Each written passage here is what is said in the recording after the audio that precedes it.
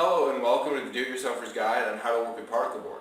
In this video we'll be teaching you how to work with particle board, and we will be answering a bunch of common questions surrounding the material so that you better understand it.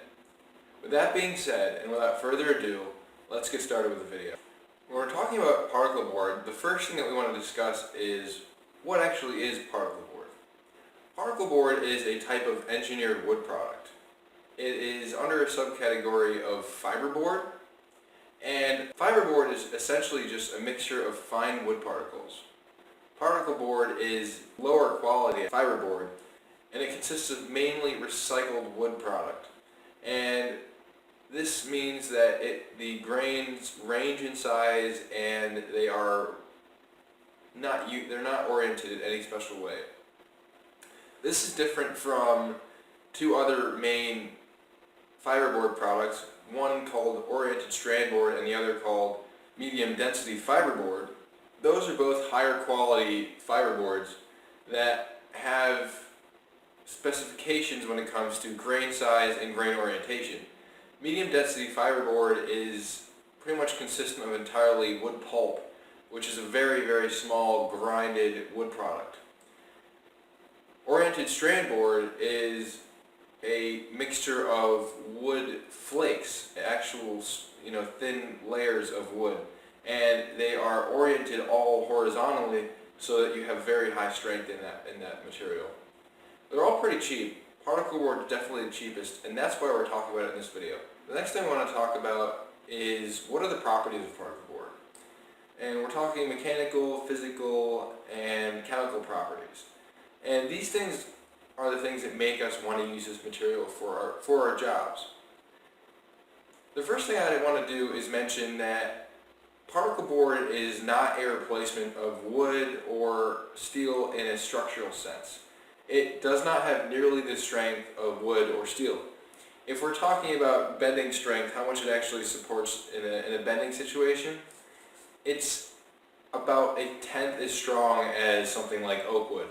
So this is not a very desirable thing for us, and it lets us know that we can't treat it like it's a structural member. We can't use it as a bench top unless we have support underneath it. It's really I just want to give warnings before the benefits. Use this material if you want to replace maybe a cardboard or a other type of thin plastic with something that's a upgraded strength.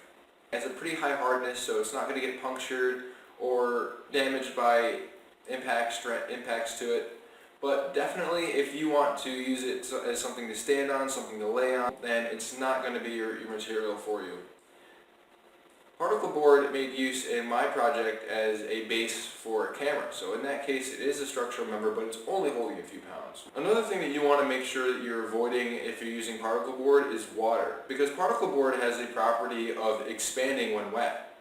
When it gets wet, the material inside just really doesn't behave well, and if you're going to be using this particle board for things in wet conditions, definitely stay away from it, because particle board deteriorates in a wet situation. Particle board, we're lucky because it is a synthetic product and it's made of essentially recycled wood products. Particle board comes in whatever kind of width we want.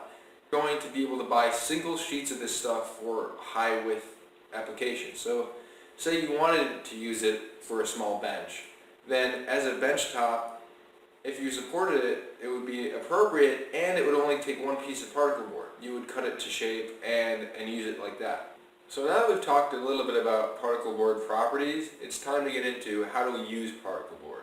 Particle board is similar to regular wood in terms of workability. You can saw it, you can clamp it, you can sand it, and you can use screws and other adhesives with it. So for sawing particle board, it's pretty much the exact same. You can use whatever saw you want. Just make sure that you remember some principles of sawing that we talked about in our coping saw video. That is, a low tooth per inch saw, something like a bow saw used to cut down tree limbs, is going to kind of gore your project. It has a higher chance of ripping wood fibers than a lower tooth per inch saw blade, such as a coping saw, which has a more smooth and controlled cut. Higher tooth per inch saws are going to be more detrimental to your particle board than it would a regular wood because it's made of such loose material. Particle board is a little bit unique when it comes to sanding. I found that the best thing to do is use a lower grit sandpaper, something like anything below 220 grit is really going to work just fine. You're not going to see the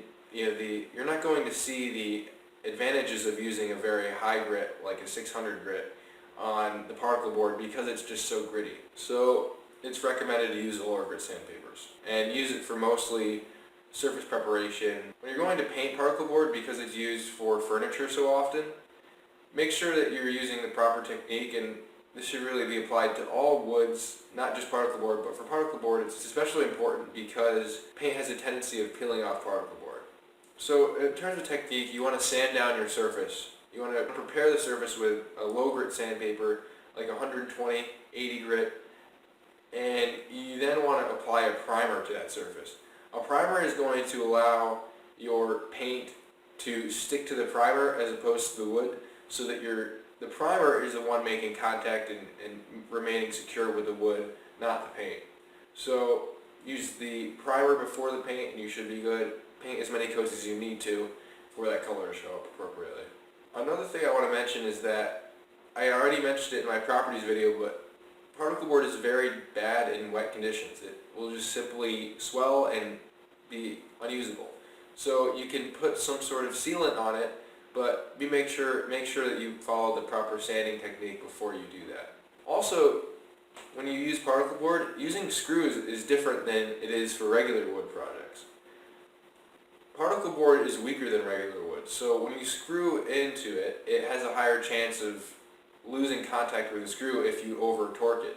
So the best thing that you can do to combat this issue is use a drill bit, which is about 75% the diameter of your actual screw. And make sure you go slow when you drill, or you have a chance of ripping the wood. And finally, since we always want to end up safe, it's time to talk about safety. Being safe with particle board is similar to being safe with regular wood. You want to be careful about the dust that you produce when you're cutting it. That dust is a respiratory hazard and has a good chance of causing irritation and even can have some severe long-term health effects. So make sure that you're working in a highly ventilated space, something where air is being taken out of the room that you're in. And even better yet, use a dust collection system so that you can actually exhaust the dust directly out of your workspace by the use of an exhausting fan. Particle board is a little bit different than regular wood in terms of safety because there are some concerns about the resin that's inside of it. It contains urea formaldehyde.